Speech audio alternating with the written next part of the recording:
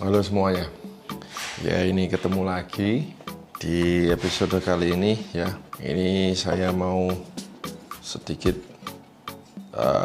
membahas tentang produk ini ya.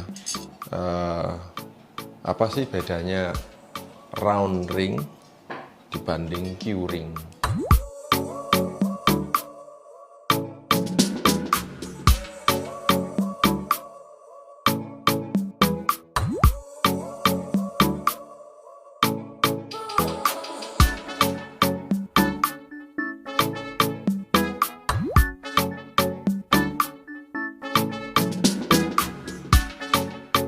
Q-ring itu yaitu oval ya. Jadi rotor itu memiliki produk rotor Q-ring. Nah, Q-ring itu kebetulan yaitu oval ya. Sedangkan chain yang konvensional round, konvensional ya. Selama ini kita kenal bahwa yang dipakai banyak merek, misalnya Shimano, SRAM, ya itu semua chainnya itu konvensional, ya. Konvensional itu artinya bulat, perfect circle. Sedangkan rotor mengeluarkan produk oval. Saya tidak tahu siapa yang pertama kali menciptakan produk oval. Oke, kita nggak perlu tahu lah. Ya. Oke, sejarahnya oval itu kapan? Karena yang bikin oval itu pun ya juga banyak. Ya, ada absolut apa itu? Itu juga oval. Terus yang dipakai Chris Froome, ovalnya malah tambah lebih ekstrim ya, osimetrik. Wow, ya. Dan Chris Froome juara bolak-balik memakai osimetrik ya. Mungkin kalau dia dikasih ya ngeround dia mungkin dia nggak juara, dia pakai osimetrik. Ini round ring ya. Dulu beberapa tahun yang lalu saya sempat juga, ya namanya saya senang sepedaan ya, saya waktu itu suka nyoba-nyoba, pernah memakai Q-ring ya, saya pernah memakai Q-ring. Tapi Q-ringnya ini beda sistem ya, waktu itu memakai Spider, tapi ini direct mount ya, dua jadi satu di luar biasa, dua jadi satu, direct mount. Oke, sepintas kalau misalnya kita baca di dosnya Q-ring loh ya, increase performance, less knee stress, exclusive OCP system. Kenapa kok di dosnya yang round ring tidak ada? Berarti ada sesuatu ya di oval ini, karena dia berani menjanjikan increase performance loh ya. Ini di dosnya loh ditulis increase performance. Berapa persen? Oh, enggak relevan. Yang penting increase performance loh ya. Dia berani menjanjikan. Berapa persen? Enggak relevan. Pokoknya dia berani mencetak di sini increase performance. Kedua, less knee stress. Loh, kenapa kok yang di oval less knee stress? Di round ring kok enggak ada? Berarti round ring ini ada knee stress. Bener nggak? Betul-betul nggak? Ya, logikanya kan gitu kan. Di round ring, di dosnya round ring, nggak ada ditulis less knee stress, tapi justru di oval ada less knee stress. Di dosnya yang round ring, nggak ada increase performance, tapi di oval increase performance. Nah, inilah yang hari ini kita mau coba saya bahas ya. Tapi ingat ya, saya bukan expert, saya juga bukan sok minter atau apa-apa, enggak. Saya bicara ini semua berdasarkan pengalaman saya, karena saya sendiri memakai oval. Oke, saya sendiri memakai oval ya, dan saya merasakan memang ada performance yang saya rasa increase dibanding sewaktu saya memakai yang konvensional round. Oke. Ya, increase-nya di mana? Ya, increase-nya saya nggak bisa jelaskan secara data detail, karena kalau misalnya saya bicara soal data detail, saya harus ngetes di laboratorium yang benar-benar tertata ya, untuk ngetes data itu, increase-nya berapa. Saya hanya mengatakan ini berdasarkan apa yang saya alami, yaitu increase power, yes. By how much? I don't know. Karena saya nggak mendata, tapi saya merasa ada sesuatu yang membantu saya untuk menambah daya dorong. Nah, ingat loh ya, apa? Dengan oval ini saya merasa ada bantuan ekstra daya dorong. Itulah yang membuat saya akhirnya merasa bahwa, loh, iya ya, begitu. Berapa persen? Saya enggak tahu. Karena itu harus didata, harus dianalisa dengan data-data saintifik gitu. Sedangkan saya bicaranya enggak saintifik, saya bicaranya umum. Saya ambil umum aja. Ya. Di manakah kamu merasa ada increase performance? Nah, ini loh yang saya mau bahas. Di manakah? Oke. Kalau misal Anda adalah tipe-tipe yang smooth paddlers, jadi smooth paddling itu artinya smooth, pedalingnya itu smooth, smooth kayak robot, ya, misalnya 100 rpm, itu smooth paddling, smooth paddling. Kalau Anda pakai round, ya oke, bagus, karena round itu kan perfect round. Nah, ya terus aja round. Entah berapa RPM yang Anda pakai, misalnya Anda bisa 100 cadence, ya, Anda bisa 90 cadence, Anda bisa 80 cadence, Anda memakai round, ya, oke. Ya. Tapi kalau misalnya Anda bukan orang yang misalnya ya dibilang enggak smooth, ya juga enggak. Tapi biasanya orang yang pengalaman kan kita bisa tahu, lihat dari kakinya ya, kakinya. Jadi orang ini bukan orang yang tipikal harus berapa RPM, berpatokan berapa RPM, enggak harus. Jadi dia mempunyai RPM di comfort zone-nya dia sendiri. Misal berapa? Contohnya misalnya saya ya.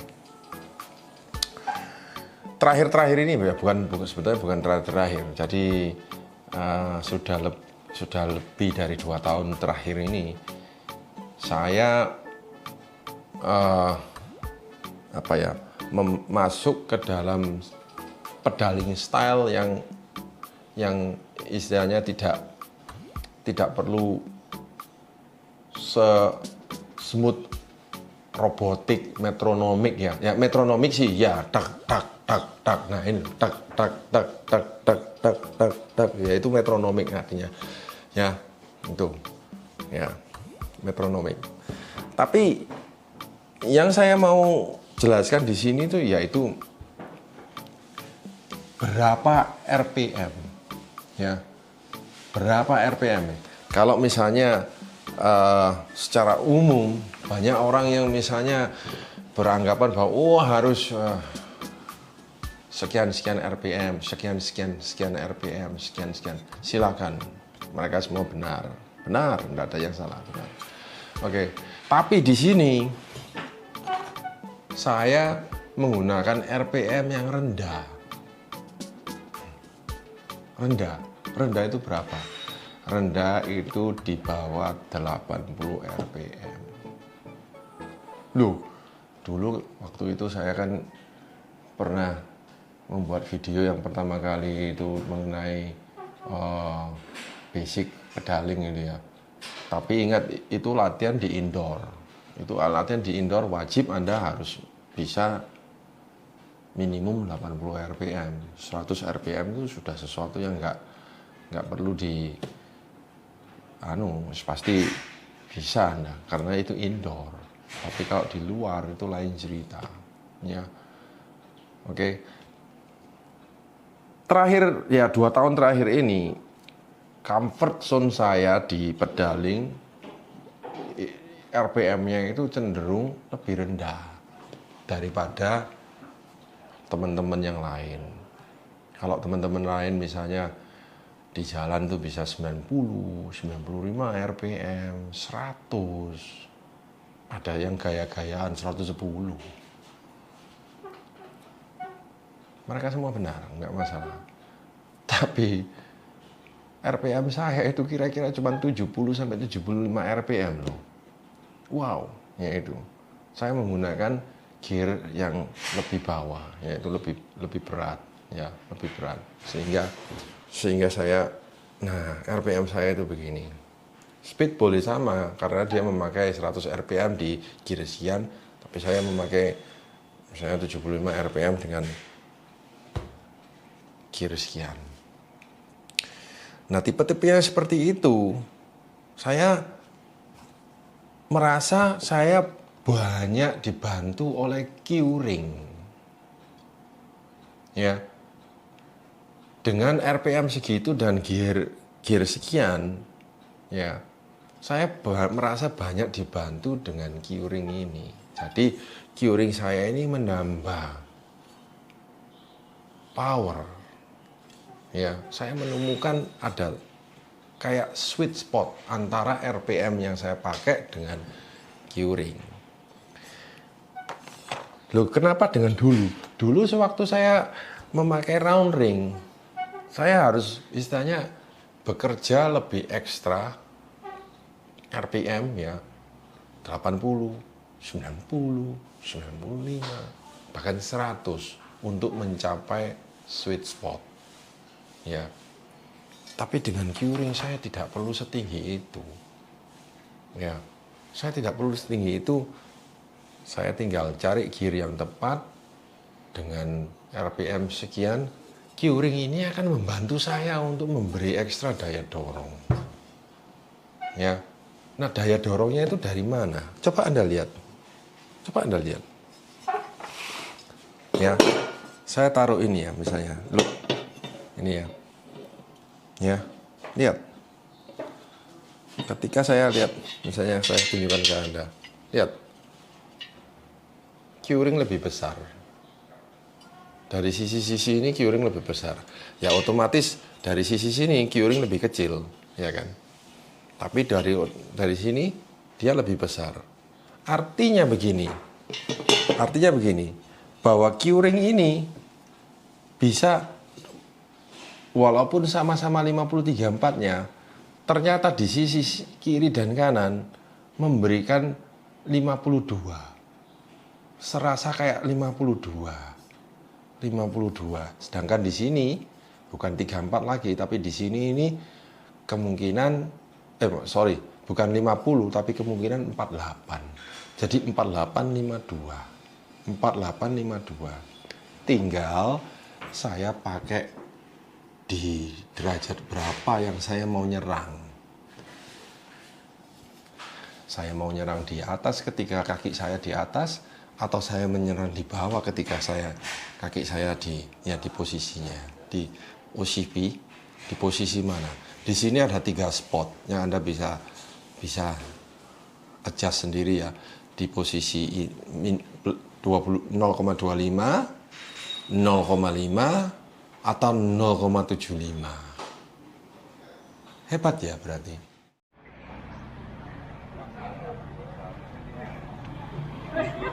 Q-Ring ya guys.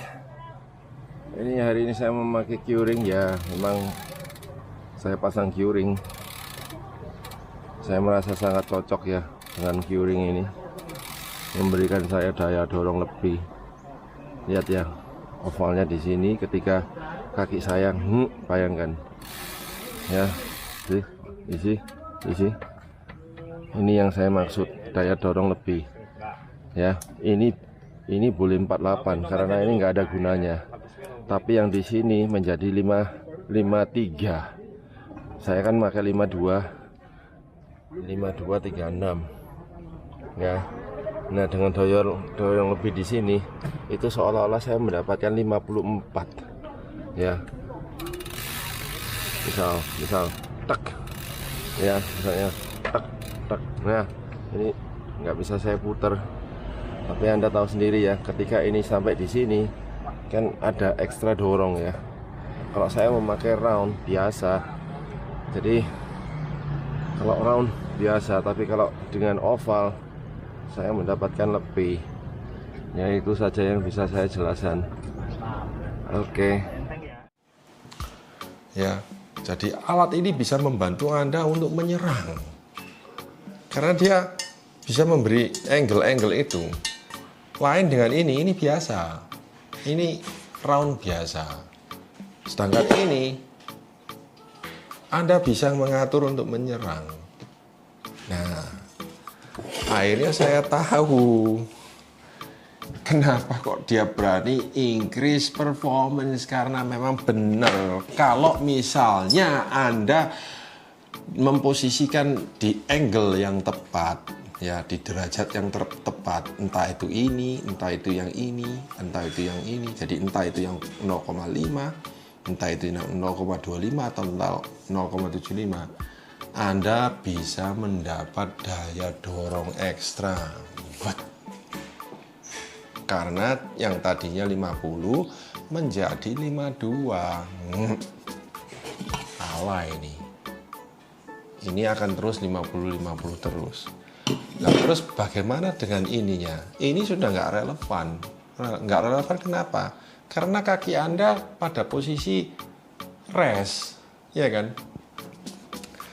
Kaki Anda kan mutar. Kaki Anda kan tidak 360 derajat semuanya menyerang, ya kan? Nah, kaki kita loh menyerang pada saat jam 1 sampai jam 4 aja kok. Ya kan? Jam 1 sampai jam 4 kan. Jam yang lainnya itu udah rest.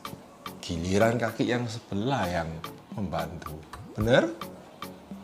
Atau ada orang yang berdebat, loh saya waktu upswing juga menyerang loh. Ya nggak apa-apa, walaupun Anda upswing nyerang ya nggak apa-apa.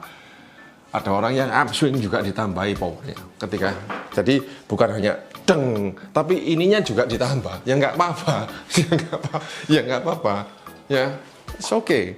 Tapi apapun, walaupun Anda upswing pun nanti kan kebantu dengan ovalnya itu. Ya, bagi saya downswing saya sudah saya tepatkan di angle yang steep ini ya, sehingga waktu ya, dia menjadi 52, tidak lagi 50. Begitu saya rest, nggak relevan karena sudah di sisi yang kecil, nggak relevan untuk rest. Kemudian nyerang lagi di kaki sebelahnya, nyerang lagi, rest, nyerang lagi. Nah itu increase performance, less knee stress. Nyaman bagi saya karena dengkul saya kalau round, ya kan. Makanya kalau misalnya dengkul Anda sakit, ya memang harus di fitting. Tapi kadang-kadang ingat ya, sakitnya dengkul bukan karena hanya di fitting.